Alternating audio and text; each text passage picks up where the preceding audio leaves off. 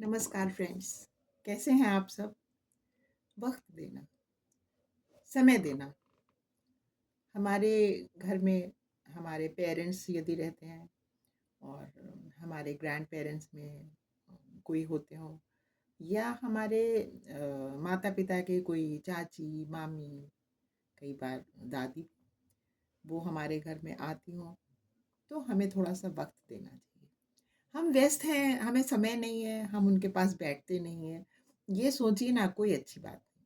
वो इसलिए कि आज जब हम समय देंगे अपने बड़ों को, तो कल हमें भी कोई समय देगा।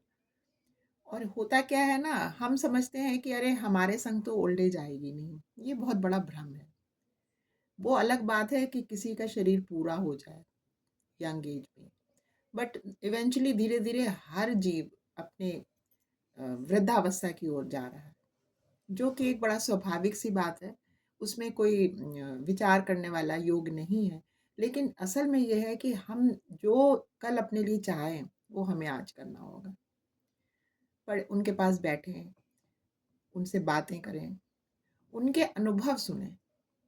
और कितनी ही बार वो लोग इतने सुंदर-सुंदर अपनी यंग एज के किस्से सुनाते हैं और हम बहुत कुछ उससे सीख लेते हैं। मुझे ध्यान है, मैं बचपन में जब मैं छोटी थी, तो मेरा अपनी दादी से बहुत बैठना होता था। उन्हीं के साथ सोना, उनसे भगवान की बहुत सुंदर-सुंदर कहानियाँ सुनना। तो आज भी जब कोई चीज़ मैं पढ़ती हूँ और वो उससे कनेक्ट हो जाती है, तो मेरे मन में एकदम से यही विचार आता है कि अरे! ये तो मेरी दादी ने मुझे बताया था। तो मैं उनको बहुत ही उनका बड़ा थैंकफुल हूँ कि उन्होंने मुझे इतनी सुंदर-सुंदर बातें बताई, जो आज मेरे हृदय में रहती हैं। मैं चा वो कभी उतर भी जाएँ दिमाग से, तो जब आप आज कुछ पढ़ते हो, अपनी रीडिंग करते हो, कोई पॉडकास्ट देखते हो, तो एकदम से कनेक्शन हो जाता है, एकदम इंस्टेंट। अपनी बुजुर्ग माँ के साथ बैठना, यदि आपके पिताजी हों, उनसे बात करना। क्योंकि क्या है ना, उन्होंने अपने जीवन का एक बहुत बड़ा हिस्सा हमारे ऊपर लगाया है, ऐसे नहीं है। और सबसे बढ़ के बुजुर्गों का इसलिए भी, अपने से उम्र से जो बड़े हैं, उनका इसलिए भी सम्मान करना बनता है कि हमारी मर्यादा क्या कहती है, हमारे संस्कार क्या कहते हैं, ये सोचने की बात है।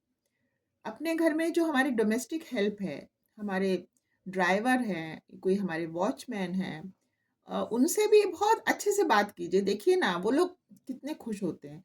और इसलिए नहीं कि हमें ही करनी चाहिए। ये हमारा संस्कार दर्शाता है कि हमारे पेरेंट्स की कैसी अपब्रिंगिंग उन्होंने की हमारे प्रति।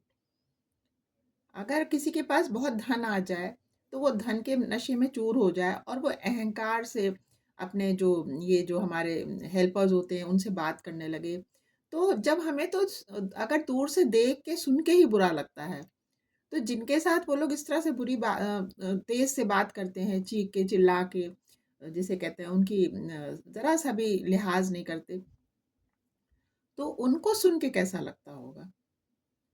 बहुत ही एक बारीक-सी बात है और समझने की बात है। क्योंकि देखिए, धन से अगर किसी को अहंकार है, तो धन वो अपने लिए कमा रहा है, उसको ईश्वर ने दिया है। तो उसका किसी पे आभार नहीं कर रहे हैं। इसलिए हमें अपना एक लहज़ा, अपना एक शब्दों का चयन और न बात करने का तरीका बहुत अच्छा रखना चाहिए। जैसे लगे कि जब हम बात करके जाएँ, तो हाँ, अगले को लगे कि हाँ, कोई भले घर के ये हैं।